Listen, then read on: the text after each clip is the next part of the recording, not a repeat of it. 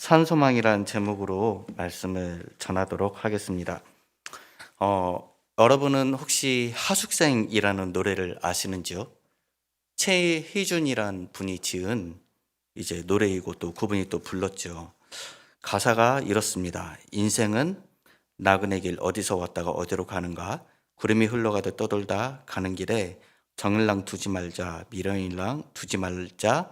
인생은 나그네 길 구름이 흘러가듯 정처 없이 흘러서 간다.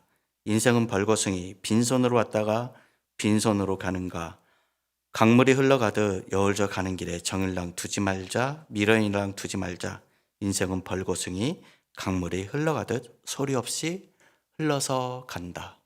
대중가요를 좋아하시는 분들은 대개 이 노래를 한 번 이상은, 아니 여러 차례 들었을 수도 있을 것 같습니다. 근데 이 노래를 지은 이 최혜준 가수분이 어떻게 해서 짓게 됐냐 하면은 산속에 있는 절간에 들어가서 불교 경전을 굉장히 열심히 읽었다라고 합니다. 근데 읽는 중에 거기서 감동을 받았어요. 감동을 받아가지고 생각해낸 노래가 바로 이 노래입니다. 사실 이 하숙생이란 노래의 근본 정신은 불교적인 색채를 강하게 띠고 있습니다. 불교의 그런 공술의 공수거 이런 말도 혹시 들어보셨는지요? 빈손으로 왔다가 빈손으로 간다는 뜻을 담고 있습니다. 고로 사람이 재물의 욕심을 부릴 필요가 없는 것을 뜻하기도 한다라고 합니다. 이런 최희준 가수의 이거는 하숙생이라는 노래도 그렇고 불교 경전의 주요 핵심 사상 중에 가장 큰 핵심 사상 중에 하나는 뭐냐 하면 윤회 사상이라고 볼 수가 있습니다. 즉 세상은 계속 돌고 돈다라는 거예요. 사실 불교를 좀 면밀히도 아니고 그냥 불교 경전을 좀만 읽고 또 이런 불교에 입각한 이런 대중가요 이런 것들을 계속 접하다 보면은 어떤 생각이 드냐 하면 허무하다 이런 느낌이 듭니다. 그리고 또 가장 큰 특징 중에 하나는 목적이 없어요. 그냥 계속 돌고 도는 거예요. 그래서 불교적인 역사관도 뭐냐면 윤회사상, 즉 역사는 계속 돌고 도는 것입니다. 세상의 철학과 세상의 가치관, 세상의 역사관은 이렇게 돌고 도는 데에 초점이 맞춰진 경우들이 많이 있습니다. 불교만 그럴까요? 이런 최희준 가수가 부른 이 하숙생 노래만 그럴까요? 그렇지 않습니다. 독일의 유명한 철학자 헤겔이라고 있습니다. 이 사람은 변준법 이것을 주장을 했는데 정반합 변준법이라고 합니다. 역사는 정반합이 계속 싸우고 정과 반이 싸워서 합을 이룬다. 그리고 그 합이 정이 되고 다시 또 반이 등장을 해서 또 싸우고 또 합이 된다. 계속 돌고 도는 역사를 헤겔이 주장을 합니다. 근데 이러한 헤겔의 사상이 누구에게 영향을 미치느냐? 마르크스의 계급투쟁에 영향을 미칩니다. 마르크스의 중요한 사상이 뭐냐?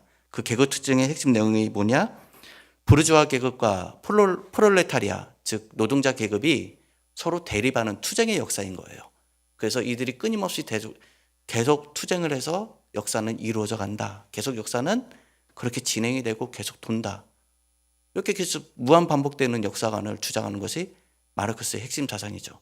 결국 헤겔의 그런 세속적 이 철학이 사실은 나중에 어떻게 됩니까? 마르크스에게 영향을 미치고 전 세계 절반 이상의 국가에게 그런 기본 사상의 토대가 되는 그러한 불운한 일들도 일어나는 것을 우리는 많은 역사적인 사실들을 통해 보게 됩니다.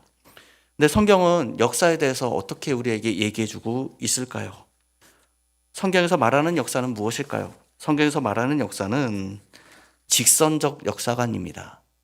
신학적인 용어로 말을 하면 그렇습니다. 예수님께서 요한계시록에 보면 뭐라고 했습니까? 성경은 절대 역사는 돌고 도는 것이라고 말하지 않습니다. 예수님께서 자기 자신에 대해서 이렇게 표현하시죠. 나는 처음과 마지막이니. 나는 알파와 오메가니라고 말씀하십니다. 처음이 있으면 끝이 있다는 거예요. 여러분 지금 우리가 살고 있는 현재 이 시대는 어떻습니까? 끝을 향해 가고 있죠. 말세의 때에 점점 가까워지고 있는 것 같습니다. 예수님 모실 날이 멀지 않은 것 같습니다. 예수님 오시면 이 세상은 하나님의 공의로운 심판을 받게 될 것이고 하나님 믿는 백성들은 하나님 품에 안기게 될 것입니다. 최혜준이란 가수가 부른 이 하숙생의 노래에서 나오는 나그네가 등장을 하는데, 이 나그네는 삶에 아무 의미가 없어요. 그냥 정처 없이 떠돌다 그냥 가는 거예요. 정말 무의미해요. 무의미한 나그네의 모습을 노래로 표현하고 있어요. 불교에서의 그런 모습이 또 똑같죠. 근데 우리 성경도, 우리가 읽은 성경도 베드로 전서만 해도 나그네를, 우리 믿는 자를 나그네로 묘사하거든요. 우리 또한 나그네래요. 성경도 나그네인데 우리를 어떤 나그네로 지칭하느냐? 정처 없이 떠도는 그런 나그네로 이야기하지 않습니다. 성경이 말하는 나그네는 무엇이냐?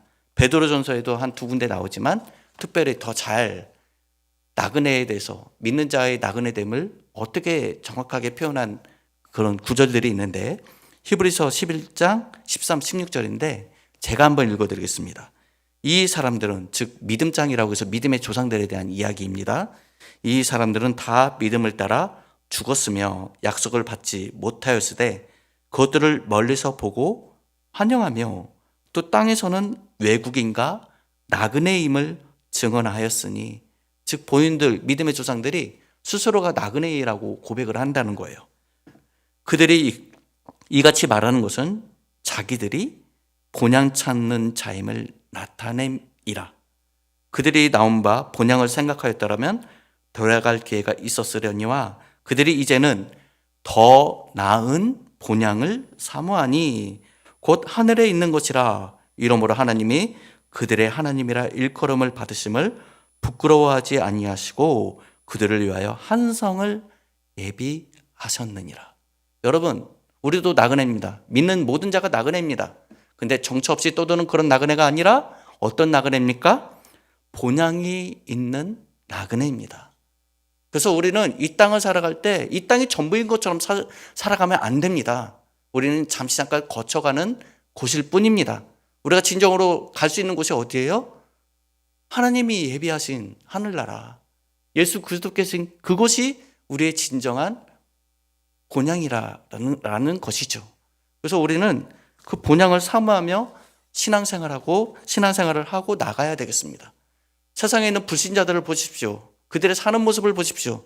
또 뉴스에서 자꾸 거론되는 그런 돈을 지향하고 또 돈이라는 우상을 섬기는 사람들의 모습을 보십시오. 그들의 삶의 형태를 보십시오. 마치 이 땅이 전부인 것처럼 이 땅에서 천국을 누리며 살고 있지 않습니까? 하지만 언젠간 끝이 납니다. 우리들은 어떻습니까? 영원한 본향이 우리들 앞에 기다리고 있다라는 것입니다. 그리고 우리는 이 세상을 살 때 나그네로서 삶을 살아가면서 동시에 우리가 갈 본향, 목적이 있는 그 신앙생활을 가지고 우리가 살아가야 되겠습니다. 사실 그 목적이란 말보다도 하나님께서 우리에게 믿음을 주셔서 살게 하시는 것이죠. 그리고 주님께서 준비하신 것이죠. 목적이란 말보다도 하나님을 사모함으로 본향을 향해 나아가는 우리들이 더더욱 되어야 되겠습니다. 이어서 우리 본문 말씀으로 돌아가서 본문 말씀을 좀 보도록 하겠습니다. 우리 3절 말씀 우리 한번 읽어봤으면 좋겠습니다. 다 같이 한번 읽겠습니다. 우리 주 예수 그리스도의 아버지 하나님을 찬송하리로다. 그 많으신 긍휼대로 예수 그리스도를 죽은 자 가운데서 부활하게 하심으로 말미암아 우리를 거듭나게 하사 산 소망이 있게 하시며. 아멘. 오늘 설교 제목이 산 소망입니다. 하나님이 우리에게 산 소망을 주셨습니다. 1절 말씀에 보니까 무엇을 통해 주셨습니까? 예수 그리스도를 죽은 자 가운데서 부활하게 하심으로 우리에게 산 소망을 주셨다라는 것입니다. 여러분, 그리스도의 부활이 고로 우리와 깊은 연관이 있습니다. 절대 뗄래야 뗄 수 없는 연관을 갖고 있습니다. 그리스도의 부활 자체가 우리의 산 소망이 됩니다. 믿습니까? 이 산 소망, 이것을 헬라어로 하면 에이스 엘피다 조산이라고 합니다. 조산, 살다, 생명력을 갖다, 삶 자체를 이야기합니다. 에이스는 목적, 목적이죠. 모모에로 이런 뜻을 갖고 있어요. 즉 소망을 향한 소망의 목적을 둔 삶, 이것을 뜻하겠죠. 엘피다가 즉 소망을 뜻하거든요. 엘피스라는 단어에 변형된 단어인데 소망, 바라다, 기대하다 이런 뜻을 갖고 있습니다. 결국은 무엇입니까? 예수 그리스도께서 부활하심으로 인해서 우리에게 산 소망이 생겼다라는 것입니다. 만약 그리스도께서 십자가 고난만 당하시고 부활하지 않으셨다면 예수님이 사망을 못 이기신 게 되시죠. 결국 예수님은 이 땅에 오셔서 우리를 구원하기 위해 십자가 고난도 당하셨지만 승리하기 위해 오셨습니다. 무엇으로부터 승리하기 위해 오셨습니까? 사망으로부터 승리하기 위해 오신 것입니다. 중요한 것은 뭐냐면 예수님이 이러한 십자가 부활이 자기 자신만의 영광을 위해 하신 것이 아니다라는 것을 베드로 사도는 우리에게 또한 이 산소망을 통해 알려주고 있다라는 것입니다. 특히 4절에 보면 또 이런 말씀이 나오죠. 썩지 않고 더럽지 않고 새하지 아니하는 유업을 우리에게 또 있게 하신다라고 말씀하십니다. 곧 너희를 위하여 하늘에 간직하신 것이라. 하늘에 있대요. 하늘에. 우리가 하늘나라를 바라보고 더욱더 소망을 갖고 나아가야 되겠습니다. 그리고 5절 말씀이 있는데 5절도 다 같이 한번 읽어봤으면 좋겠습니다. 너희는 말세에 나타나기로 예비하신 구원을 얻기 위하여 믿음으로 말미암아 하나님의 능력으로 보호하심을 받았느니라. 아멘. 여기서 참 은혜로운 말이 뭐냐면 하나님의 능력으로 보호하심을 받았대요. 여기 우리가 이 말씀을 보니까 6절과 7절 말씀 보면은 아마 이 수신자들이 베드로 사도의 이런 편지를 받는 수신자들의 상황이 예수 그리스도를 믿는 믿음으로 인한 극심한 고난이 있었던 것 같습니다. 하지만 베드로 사도가 이렇게 1장 초도에서 강조하는 것은 무엇입니까? 말세에 나타나기로 예비한 구원을 얻기 위하여 믿음으로 말미암아 하나님의 능력으로 보호하심을 받았느니라. 그래 너희가 지금 고난받고 있지, 어려움에 있지, 하지만 걱정하지 마. 하나님의 능력이 너희를 보호해주고 있어 라고 강조하고 있는 것입니다. 여기서 보호하심을 입었나니에 해당하는 프루메누스라는 단어가 있습니다. 이 말은 뭐냐면 군사적인 용어인데 망을보다 지켜보다 감시하다라는 뜻입니다. 즉 프루데오에 변형된 단어인데 직역하면 이렇습니다. 너희 자신이 지속적으로 하나님께 지킴을 받고 있다. 이런 뜻을 갖고 있습니다. 하나님이 우리 또한 지속적으로 지켜주신 줄 여러분 믿습니까? 하나님은 말세 때에 이르기까지 우리 믿음을 지켜주실 것입니다. 때로는 우리 자신의 믿음이 연약해서 흔들릴지라도 그래도 주님이 우리와 동행하시며 우리 믿음이 흔들리지 않게끔 끝까지 우리를 책임져 주시고 또한 지키시사 보호해 주실 줄 믿습니다. 6절 말씀해 보면 그러므로 너희가 이제 여러 가지 시험으로 말미암아 잠깐 근심하게 되지 않을 수 없으나 즉 많은 시험이 있다라고 얘기하죠. 근데 이 수신자들의 믿음의 특징이 어떠냐? 잠깐 근심은 해도 어떻습니까? 6절에 보니까 후반에 보니까 오히려 크게 기뻐하느니라. 즉 이들에게는 거듭난 믿음을 통해 산 소망이 있었기 때문에 이렇게 극심한 고난과 어려움이 있다 할지라도 그것 때문에 좌절하고 낙심하고 슬퍼하고 거기에 계속 침체되어 있지 않았어요. 잠깐은 근심은 했어요. 하지만 이들은 또 크게 기뻐할 수 있었어요. 왜요? 예수님이 부활하심으로 말미암아 주어진 산소망이 있었기 때문에 그렇다라는 것입니다. 우리에게도 이 산소망이 가득했으면 좋겠습니다.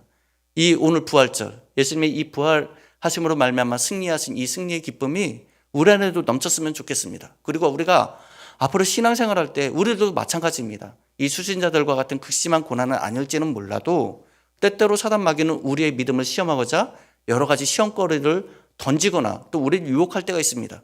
때때로는 잠깐 넘어질 수도 있겠죠.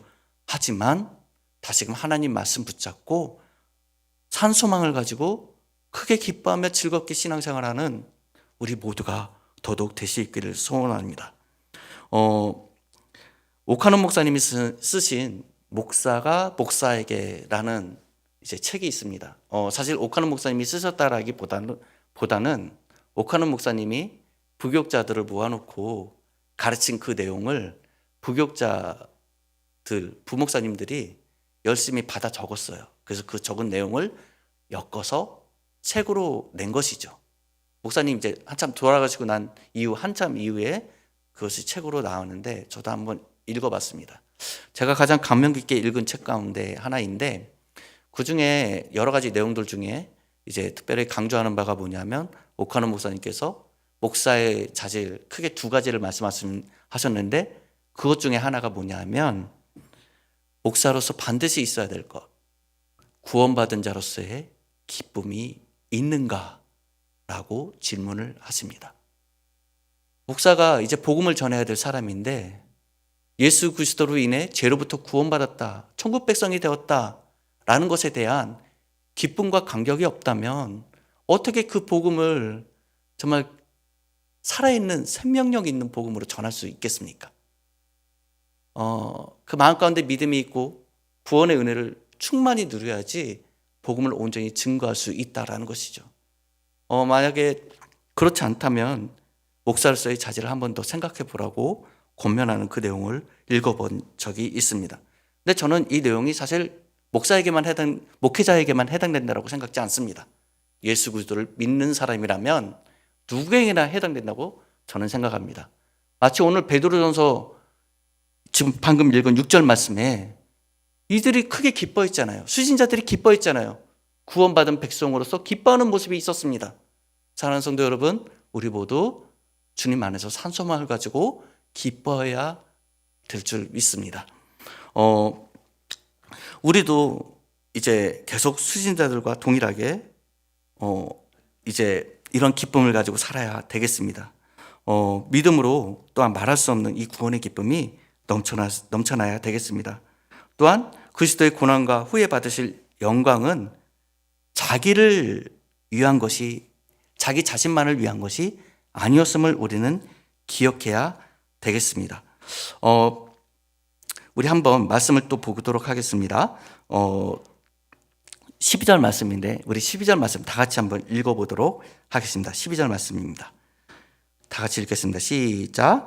이 섬긴 바가 자기를 위한 것이 아니요 너를 위한 것임이 계시로 알게 되었으니 이것은 하늘로부터 보내신 성령을 힘입어 복음을 전하는 자들로 이제 너희에게 알린 것이요 천사들도 살펴보기 원하는 것이니라.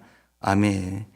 우리 11절 말씀에 또 보면 자기 속에 계신 그리스도의 영이 그 받으실 고난과 후에 받으실 영광을 미리 증언하여 누구를 또는 어떠한 때를 지시하시는지 상고하니라. 즉 예전에 있던 선지자들이 이 말씀을 계속 상고하고 묵상했다라는 거예요. 그리고 예수님이 오시고 난 이후에 십자가 고난을 당하시고 또한 영광을 얻으셨죠. 부활로 인해 영광을 얻으셨다라는 거예요. 근데 이렇게 십자가 고난 당하고 부활로 인해 영광을 얻으신 것이 예수님 자신만을 위한 것이 아니에요. 부활 자체도 마찬가지입니다.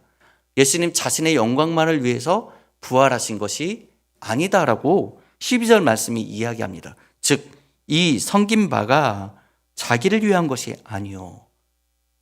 그러면 무엇입니까? 그것은 예수 그리스도의 십자가와 부활은 누구를 또한 위한 것입니까? 우리를 위한 것이다 라는 것입니다. 사랑하는 성도 여러분, 우리 또한 부활에 이를 줄 믿습니다. 우리 주 예수님은 육신의 부활을 통해 사망 권세의 이기심을 보여주셨고 그와 마찬가지로 예수 그리스도를 믿는 자들 또한 예수님처럼 부활할 것을 말씀해 주셨습니다. 그것이 성경이 증언하는 바입니다. 과거에 라디오 방송을 통해 어떤 간증을 들은 적이 있는데 태어날 때부터 소아마비를 앓고 태어나신 분이 여성분이 계셨습니다. 근데 그분이 원래 예수님 믿지 않았는데 초등학교 때 이제 어떤 주일학교 선생님한테 전도를 받은 거예요. 맛있는 거 준다고 그래서 따라갔대요. 따라가서 마침 그 자리에서 설교를 듣는데 전도사님이 전하는 설교 내용이 뭐였냐면 부활에 관한 내용이었습니다. 여러분, 예수님 믿으면 천국 갑니다. 그리고 나중에 부활합니다. 부활하고 난 이후에는 말할 수 없는 영광의 몸을 입고 부활합니다. 그때는 질병이나 아픔 이런 거 없습니다. 장애를 갖고 있던 분들도 아주 건강한 모습으로 부활해서 영원토록 천국에서 살 것입니다. 이 말을 듣고 소아마비로 인해 평생 절망하고 고통 속에 살았던 이 초등학교 학생이었던 이 여인이 소망을 갖게 된 거예요. 아, 예수님 믿으면 천국 가고, 그리고 나중에 부활한다고? 나중에 이렇게 불편하고 또 누추한 몸이 아니라 온전한 건강한 몸을 가지고 부활한다고? 그럼 나 이제 예수님 믿을래 라고 결심했답니다. 그리고 나서 그 결심을 가지고 쭉 신앙생활했고 나중에 예수님을 인격적으로 만났다라는 그런 간증을 들은 내용이 있습니다. 우리 하나님의 구원은 여러분 전인적인 구원입니다. 영혼 구원만을 이야기하지 않습니다. 우리 육신의 몸도 예수님처럼 부활할 줄 믿습니다. 여러분 지금 현재 우리 육신의 몸이 어떻습니까? 저도 아마 나이가 더 들면 많은 우리 어르신 권사님들이나 우리 지사님들 또 혹은 장로님들처럼 여러 군데 불편한 그런 증상들이 많이 나올 것 같습니다. 우리 현재 육신의 몸은 너무 연약하게 그지없습니다. 나중에 후퇴하고 점점 더 노쇠화될 것입니다. 그리고 어떤 때는 중요한 기능을 잃을 수도 있겠죠. 하지만 믿는 자는 그런 가운데서도 소망을 품을 수 있습니다. 어떻습니까? 나중에 부활하고 난 이후에는 온전한 모습으로 부활할 것입니다. 그것도 영원토록 예수님과 함께 살 것이고 말할 수 없는 영광스러운 모습으로 부활할 것입니다. 우리가 그 부활에 대한 소망과 기대를 늘 품고 살아가야 되겠습니다.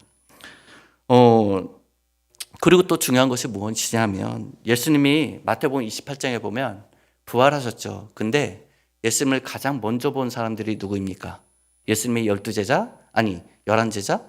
혹은 베드로, 요한, 야고보가 아니었습니다. 그들은 다 어디 갔을까요? 예수님을 가장 먼저 본 사람은 마태복음 말씀의 기록에 보면 다른 말씀에 보면 3명인데 마태복음 말씀에 보면 막달라 마리아와 또 다른 마리아라고 이야기하고 있습니다. 그때 이제 그들이 무덤에 갔는데 무덤에 돌이 굴려져 있고 천사를 보게 돼요. 얼마나 두려워 떨었는지 몰라요. 그때 천사가 예수님이 이미 부활하셨다 알려주고 빨리 제자들에게 가서 부활하셨다는 소식을 전하라고 알려줍니다. 그래서 여인들이 두렵고 떨리는 마음으로 또 한편으로 예수님 부활했다는 그 천사의 말을 듣고 너무 기뻐서 달려가죠. 달려가는데 중간에 예수님이 그 여인들을 만나십니다. 만나시고 하신 첫 마디가 무엇입니까? 평안하냐? 라고 질문하십니다. 사랑하는 성도 여러분, 평안하십니까? 정말 주님 주시는 믿음으로 인한 산소망 가지고 평안한 삶을 살아가시는 여러분들 다 됐으면 좋겠습니다. 예수님이 주시는 평안, 세상이 알 수 없는 평안을 우리는 누리며 살아야 되겠습니다. 어떤 고난과 핍박, 역경이 다가온다 할지라도 분명 주님 주시는 평안이 있습니다. 또 제자들에게 나타나셔서 그들이 두려워 떨며 모여있을 때 그때 나타나셔서 첫 번째 하신 말씀이 무엇입니까? 너희에게 평강이 있을지어다 라고 말씀하십니다. 그러 우리들 또한 예수 그리스도를 믿는 산 소망을 가지고 늘 주님 주시는 평안을 누리며 주님께 모든 영광을 올려드리는 삶을 사시는 여러분들 다 되시기를 축복합니다. 우리 한국 영화 가운데 미나 문방구라는 영화가 있습니다. 내용을 잠깐 설명해 드리면 이 미나라는 아이가 있습니다. 근데 그의 아버지는 문방구 집을 운영을 합니다. 근데 이 아빠가 딸 미나를 너무너무 사랑하는 거예요. 그래서 그 문방구 이름을 미나 문방구라고 지었습니다. 근데 하필이면 그 문방구가 대부분 어디 있습니까? 학교 바로 앞에 있죠. 학교 가면은 친구들이 자꾸 문방구집 딸로 부르는 거예요. 그래서 자기는 그게 너무 창피하고 싫은 거죠. 왜 아빠는 문방구 이름을 미나 문방구라고 지어서 날 이렇게 놀림받게 하나.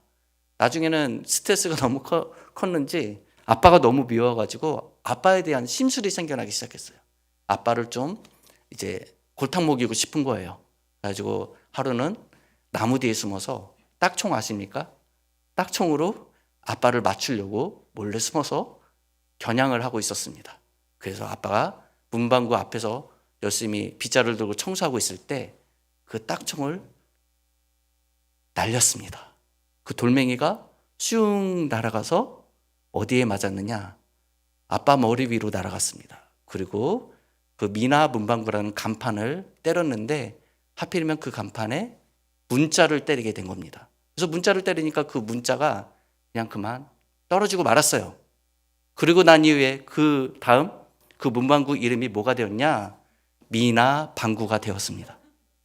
그래서 나중에 그 다음날 학교 가니까 모든 친구들이 미나 방구 하면서 더 놀리는 거죠. 더 난처한 상황에 처한 것입니다. 아빠를 골탕 먹이다가 오히려 자신이 되려 더 크게 어려움을 겪는 그런 내용을 담고 있는 영화. 그리고 나중에 이 딸이 나중에 성장해서 알게 됐는데 아빠가 얼마나 자기를 사랑했으면 이렇게 자기 이름을 걸어서 문방구 집을 운영했나. 그리고 아빠가 아빠에 대한 그 자기를 향한 그 사랑을 어른이 돼서야 깨닫는 그 내용이 미나 문방구의 그런 내용입니다.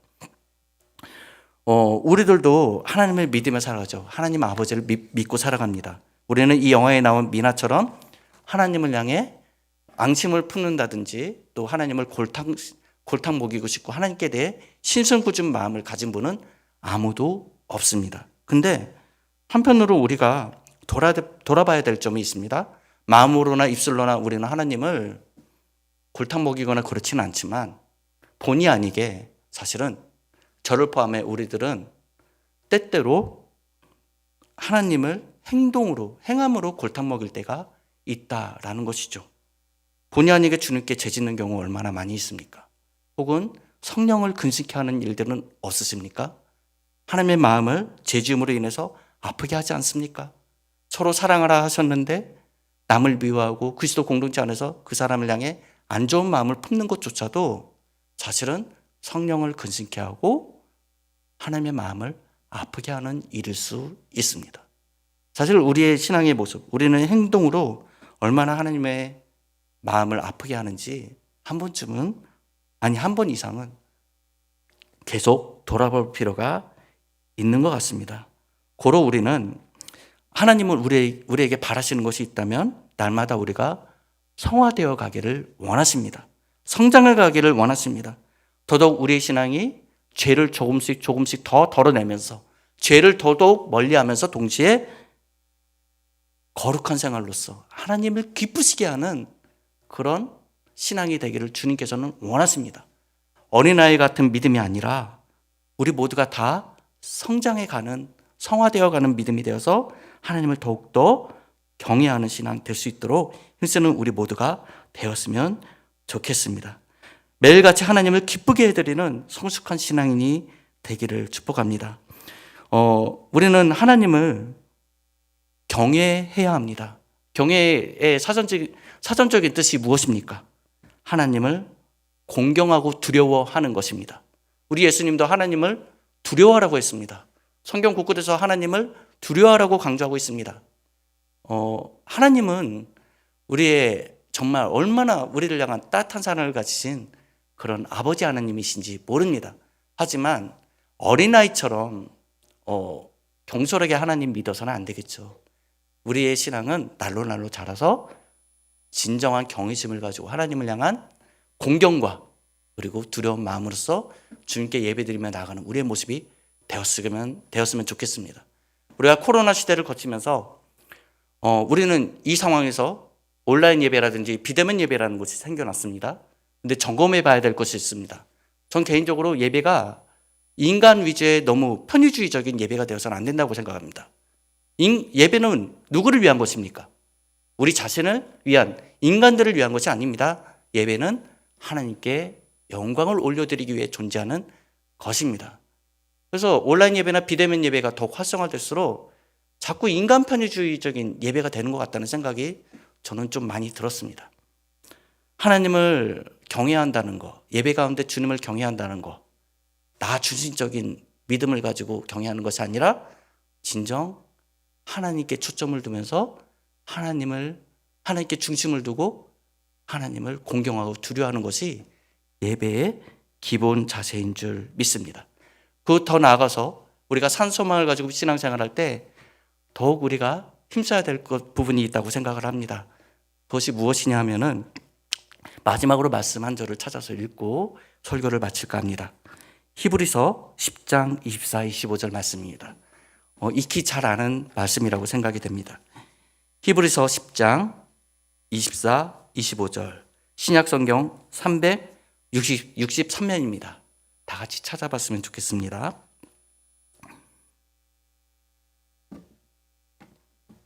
우리 찾았으면 다 같이 한번 읽겠습니다. 시작.